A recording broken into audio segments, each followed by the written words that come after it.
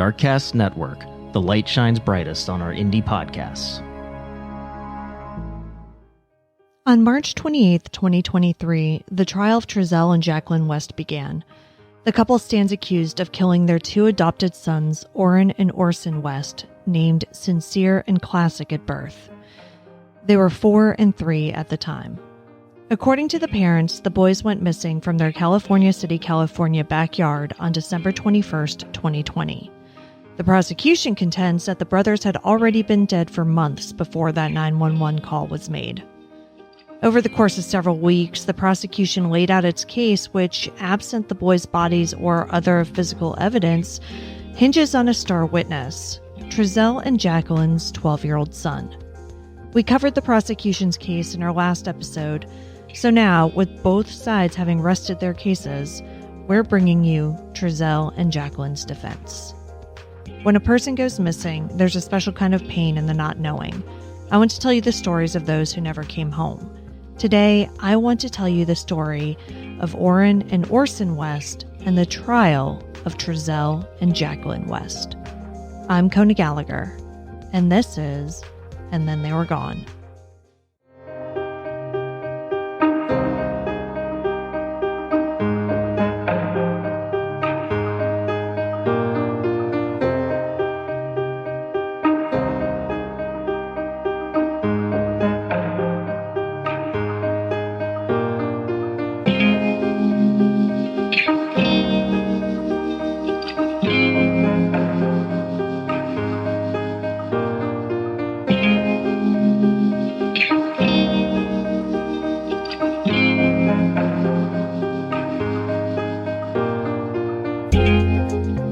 Welcome back, everyone. Thank you for joining me once again. Ethan is traveling for work, so this is going to be a solo show, unfortunately. It's actually kind of a bummer because I did want to talk to him about this, but this is part 2 of our coverage of this trial, so you definitely want to listen to last week's episode first. If you're a new listener, you can also listen to our previous coverage of this case. Our first episode was our season 3 premiere, and we did a follow-up on March 9th, 2022, after Jacqueline and Trezell's arrest. Now, this episode is going to be shorter, 1, because it's just me, and 2, because while the prosecution took 18 days to lay out their case, the defense took 3. So there's just not as much to talk about, but, you know, there is obviously a lot to talk about in the totality of this case. So let's get into what the defense had to say. Based on the cross-examination of several of the prosecution's witnesses, we learned that one of the main tenets of the defense was going to be police's tunnel vision. They contend that Trezell and Jacqueline were looked at as suspects instead of grieving parents too early, and that this harmed the investigation. We got hints of the second arm of the defense as well, but Jacqueline's attorney, Alexia Torres-Stallings, laid it out clearly in her opening statement. Unlike Trezell's attorney, she reserved her opening statement until after the prosecution rested. So we did play clips from both the prosecution's opening statement and Timothy Hennessy's opening statement. He is Trezell's attorney. But now we're going to get into Alexia Torres-Stallings, Jacqueline's attorney's statement. In it, she went after the people who interviewed the West's other 4 children, saying, quote, "An individual should have some kind of training when they speak with children in order to prevent any type of implantation that can then result in false allegations and false memories." And this is really the cornerstone of Torres-Stallings' argument. And it seems as though she and Hennessy worked together, and that Hennessy was really trying to hammer home the inconsistencies in the investigation and the problems with that. And he was more going after the police, while Torres-Stallings focused on going after the people who interviewed the children and the children's testimony. The fact that an individual should have some type of training when they speak with children in order to prevent any type of implantation that can then result in false allegations or false memory.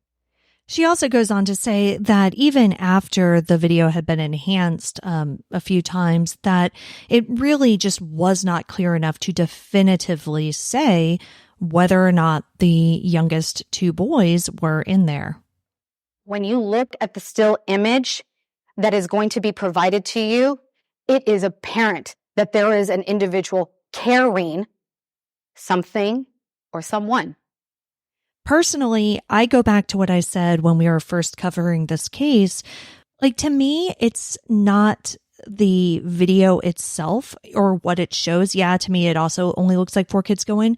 But it's more that from the time that they closed the doors to the time that they pulled away, in my opinion, as a mom who has been struggling with, car seats for years, like, there just wasn't enough time to get 2 toddlers buckled in and leave.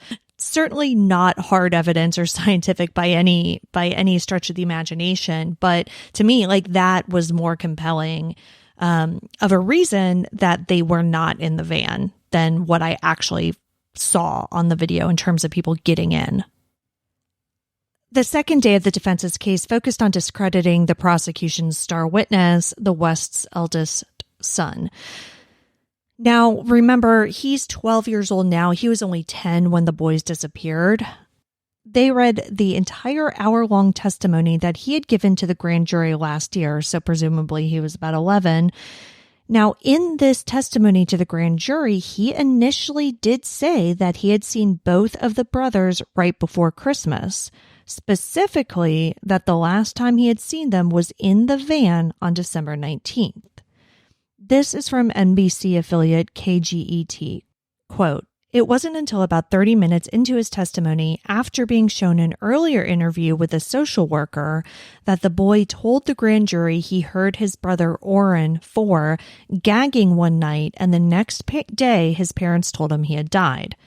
As questioning continued, he said he hadn't seen his youngest brother, Orson, 3, for a long time before he and Orrin were reported missing, and he believed Orson had been staying at a grandmother's house."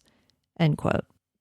The defense, in my opinion, hasn't been scoring a whole lot of points throughout this trial, but showing that the oldest son did give conflicting statements, that is definitely a point in their favor.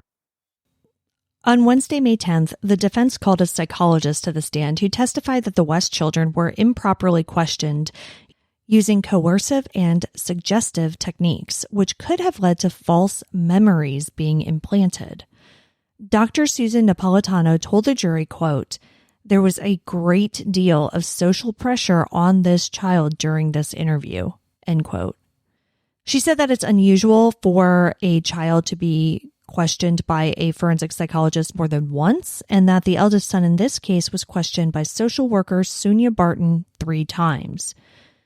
She admitted that Ms. Barton did a lot of things right in her interviews, but did offer specific criticisms, saying that Barton's questioning was often, quote, "extremely leading," and that she put peer pressure on the child by telling him what his brothers had said and then asking him what he thought.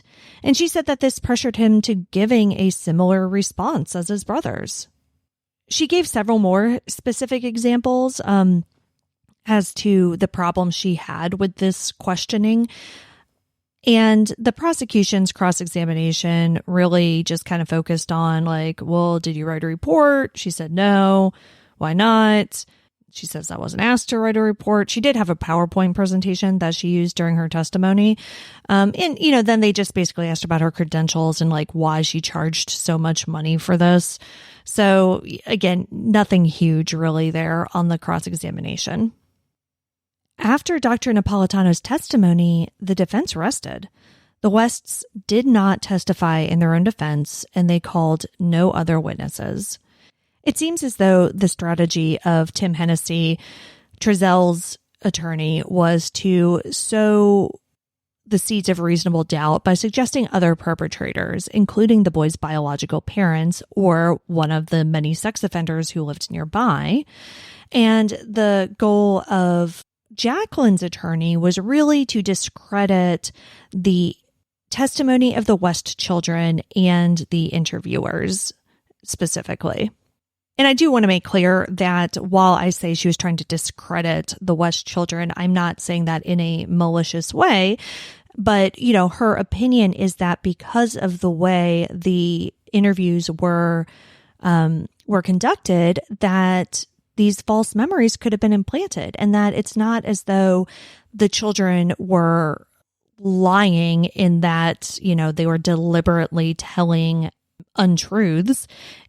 They thought they were telling the truth, but their version of the truth was put there by the people who interviewed them. After both sides rested, the jury was given instructions, and then closing arguments were presented on May 16th. In his closing arguments, which lasted about 2 hours, prosecutor Eric Smith got straight to the point. Trezell and Jacqueline have no moral fiber. They killed 2 kids. And while I'm asking you to trust in the system is because the jury is the failsafe here. He went on to say that after Orrin's death, Jacqueline and Trezell panicked because they wanted to continue to get money from the state for adopting the boys. Parent has a legal duty. Under the law, you are required to help your child. After the move to Cal City, he says that they planned to murder Orson the night before Trezell's mother, Wanda, came to visit. That was the night their oldest son said he heard what he described as a soap bottle dropping in the bathroom. Process of moving, questions are going to be asked. They have to come up with something. So the night before Wanda comes, they hatch the plan, they kill Orson. And they set it up. They got 3 months. Discard the bodies. Get rid of phones. Get new phone numbers. The defense countered that Orrin and Orson's disappearance wasn't a conspiracy on the part of the Wests. According to them, the only conspiracy was on the part of police, who conspired to blame the Wests instead of looking at other viable suspects. Man's got no moral fiber? Look how he's looking at these kids. He's just going to kill that kid for money? The whole theory just doesn't even add up. One of the boys dies because you might have beaten him so bad, or you might have given him a shake, so then you just get rid of the other one because then that would be obvious if you just had one kid. We can't convict 2 people just so we can pretend that those 2 boys didn't get took. Hennessy's argument is basically that the prosecution simply did not meet the burden of proof to convict 2 people of murder. Or as he said in that clip we just listened to, you can't just convince people that they killed their sons and pretend that they didn't get took. In her closing statement, Tora Stallings, she kind of went to the technical aspects of everything and reiterated the jury instructions that said that, how they were really supposed to weigh the testimony that they had heard. And, she also, again, criticized the investigation, saying that the lack of reports and that the lack of looking at other avenues other than the West's was, quote, a slap in the face. Hennessy also said that the entire investigation was, quote, like a bad game of telephone where everyone just listens to what Hansen has told them, end quote. And Officer Hansen is one of the leading investigators on this case, and we kind of talked about his testimony in the last episode. Closing arguments are, of course, the attorney's big chance to leave lasting impressions on the jury. Now, unfortunately, I don't have the clip of Hennessy saying what I believe, would leave a lasting impression. But the quote is, "They're scared to admit they were wrong.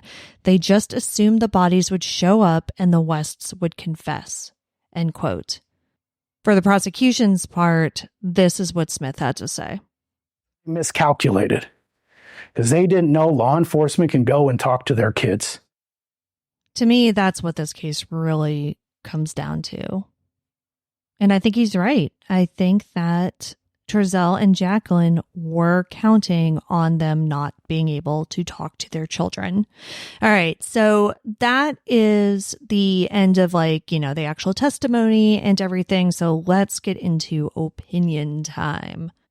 If you've listened to all of the episodes that we've done on Orrin and Orson West, you can tell that I suspected Trezell and Jacqueline from the very beginning. Like, the math was not mathing on their story. None of it made sense.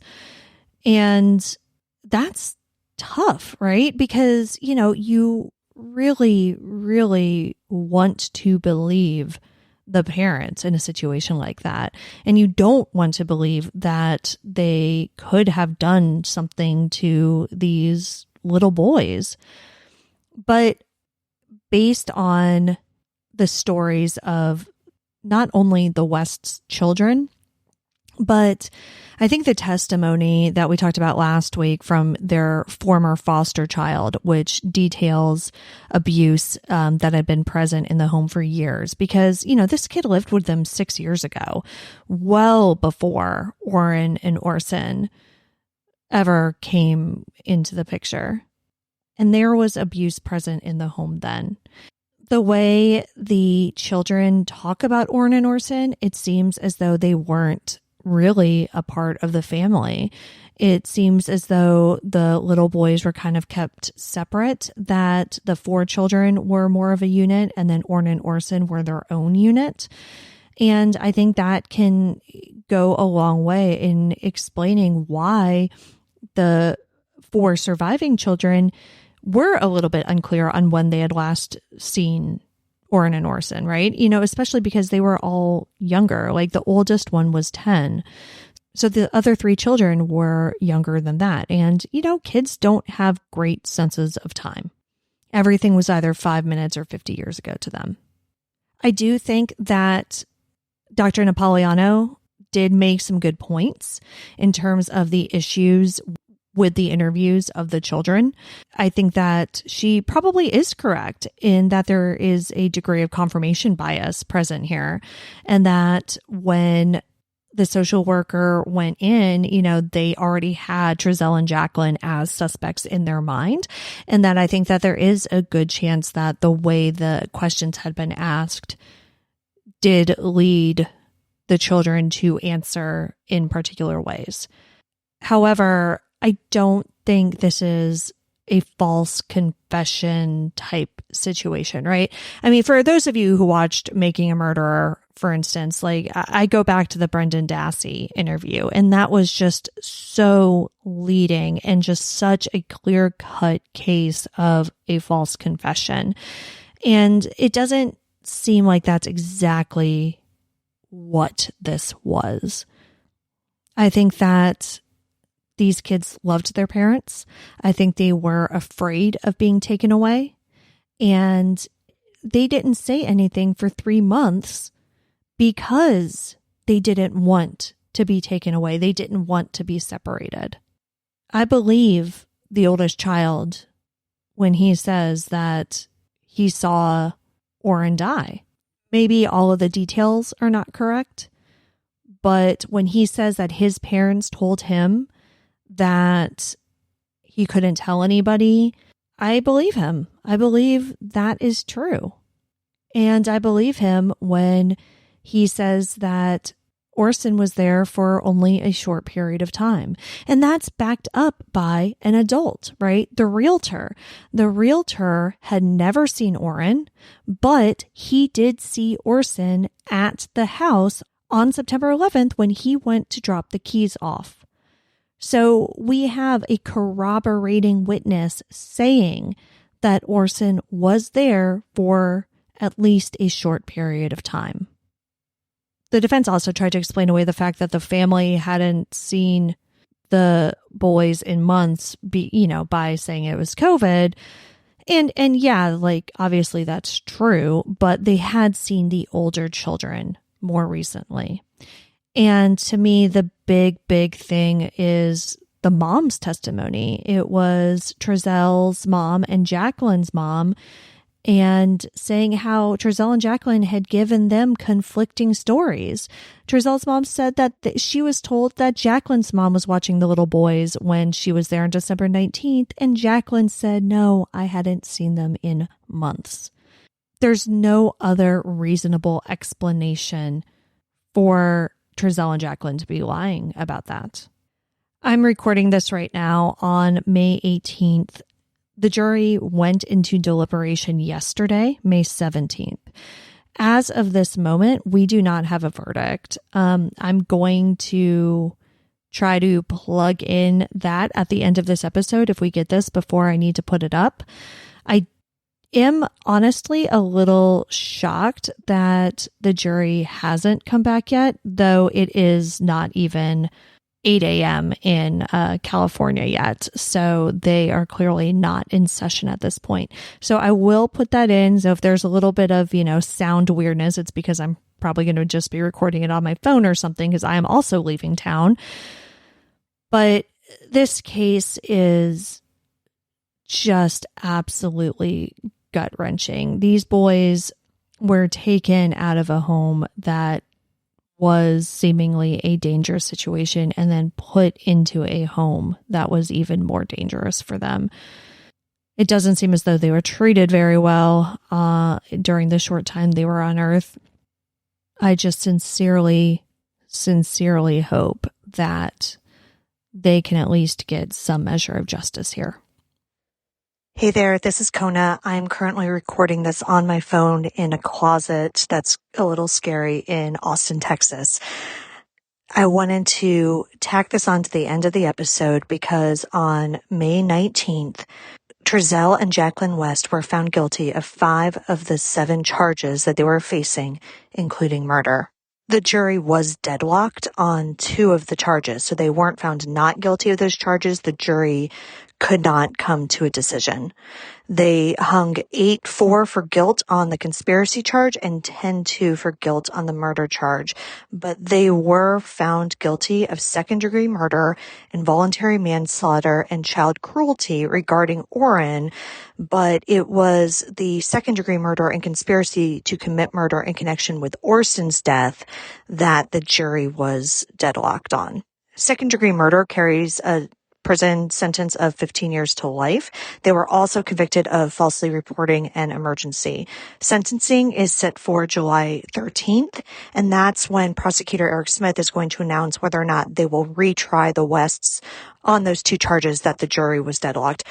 My guess is, if this sentence is high enough, they probably won't bother, but who knows? We'll have to wait till July 13th to see that. I'm not shocked by the guilty verdict. I think that was the correct verdict. And it's just really a sad case all around.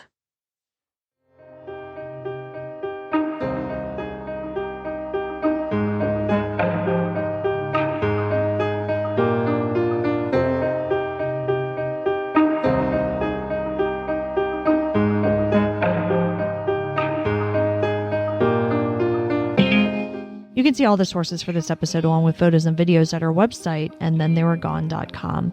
Don't forget to like us on social media. We're on Facebook at And Then They Were Gone Pod, and on Twitter, Instagram, and TikTok at ATTWG Pod. Also, if you would like to request we cover a case, there is a link in the show notes for you to do that. And if you like what we're doing, please consider leaving a 5-star review on Apple, especially if you'd like to counteract the ones who say that we are too woke. It will make me feel better, and it'll also help new listeners find us.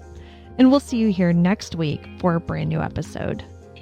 And Then They Were Gone is hosted by Kona Gallagher and Ethan Flick. All research, writing, and editing is done by Kona Gallagher. Theme music is The Stork by Ketsa. Additional music is provided by Kai Engel.